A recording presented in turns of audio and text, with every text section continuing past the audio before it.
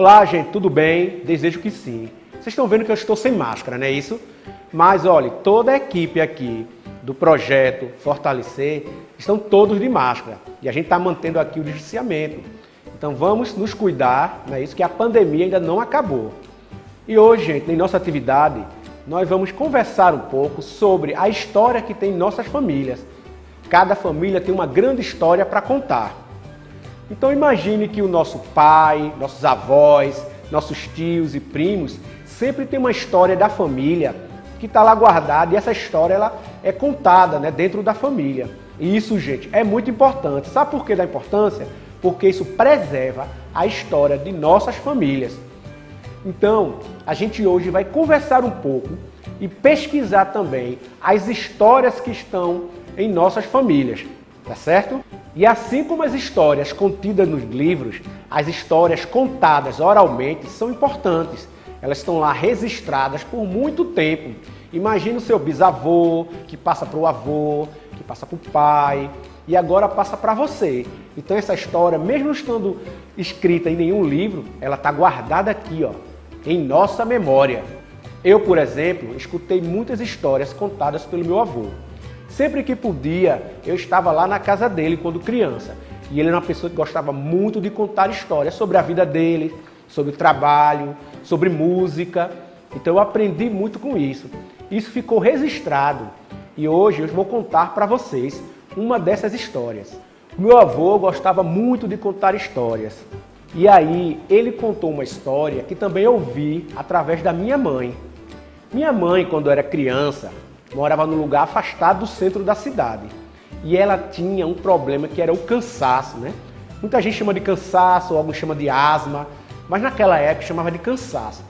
E ela gostava muito de pular corda, mas tinha momentos, gente, que ela não conseguia brincar com as outras crianças, porque ela tinha crises muito fortes de cansaço.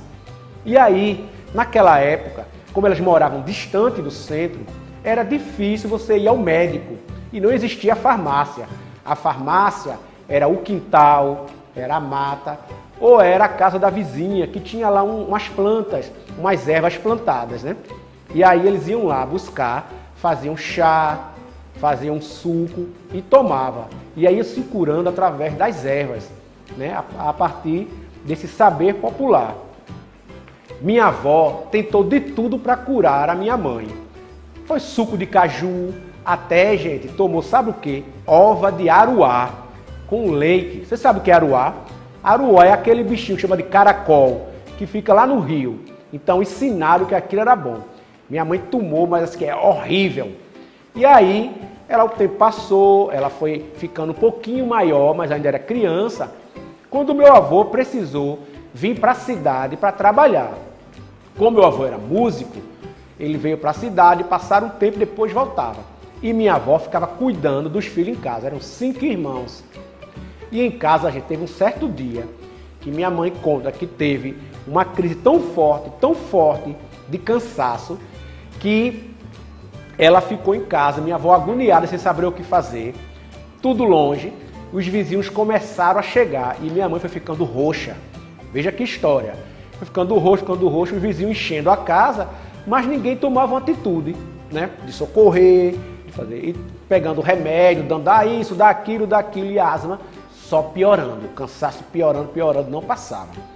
Até que o meu avô, mesmo longe, ele teve um pressentimento. Ele estava aqui em Recife trabalhando. Ele sentiu que algo de ruim estava acontecendo em casa. Largou tudo o trabalho e voltou correndo para casa. Quando chegou em casa, já encontrou a minha mãe muito debilitada, muito doente. Ele não contou as horas, pegou minha mãe, pôs no braço e correu para a estrada. Pegou um carro e veio para o hospital. Chegou no hospital, ela foi medicada e ficou bom. E voltou para casa.